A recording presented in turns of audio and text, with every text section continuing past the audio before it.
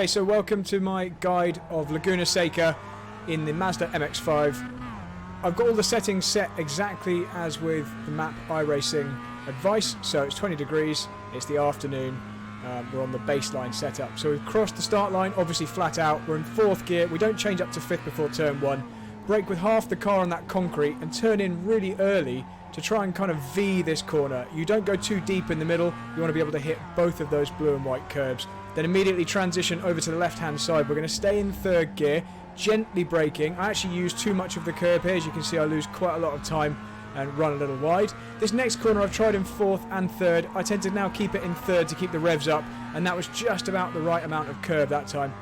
So as always, we're using all the revs in every gear to really maximise the amount of power available. For this corner it's quite important to try and hook up with that blue and white curb late, and that then gives you a good run up this steep hill. The focus obviously being on the exit speed because you've got some incline afterwards. Now for this fast left-hander I tend to try and turn in early and really hook up with the dip on the curb, otherwise you always get forced wide. And as we come up towards the corkscrew, it's just going to be late braking and obviously really hard braking and going down to 2nd gear whilst you do that. Now that there is about the maximum off track you can use without actually incurring an iRacing penalty. Don't use all the track on the approach to this next left-hander. You can see are going quite shallow, the key being to hook up with the curb again. And then we're going to go back down to 3rd gear for this penultimate corner. Same again, trying to hook up with that blue and white curb. You're going to see me lose quite a lot of time now on the final corner. I missed the apex appropriately by quite a long way. So you can see I'm having to use a lot of steering lock and nowhere near the curb. That isn't ideal. And then obviously just flat out all the way to the finish line using all the revs. So I'm going to show you that one more time from behind the car so you can just get a real good idea of what the lines look like when you're not in the cockpit view. So this is how you're supposed to do the final corner, actually using the curb without hitting that red one too hard.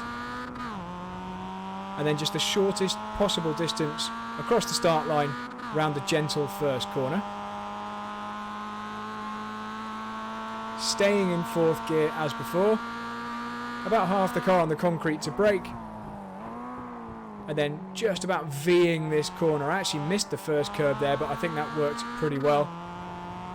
Immediately transitioning over to the left hand side for this next corner. Don't use as much curb as I do here. You see it obviously massively unsettles the car. I was pretty lucky there. Under the Cooper tyres bridge, staying in 3rd gear, early turn in, slight oversteer on the entry actually seems to help through there. And then we're coming up to this next tight left-hander where we want a late apex so we can be really early and hard on the power and then carry that speed all the way up this hill. Next left-hander, you actually need to go in sometimes slightly slower than you think, but just make sure you hook up with a divot there at the apex. Obviously, as you all know, if you run wide on the exit there, it will drag you wide and give you an off-track. And then braking for the corkscrew as late as possible, getting it down through the gears to 2nd. That's the maximum curb you can use without getting an off-track, on the left at least. Not maximising the corner entry width here because you just go further than you need to. Loads of curb through that medium speed left. And then I'm going back down to 3rd gear for this right-hander. Just about the right amount of curb there. And you're going to watch me massively miss the apex, which is even more obvious from this outside view. So there's a good couple of tenths there to be gained on the final corner.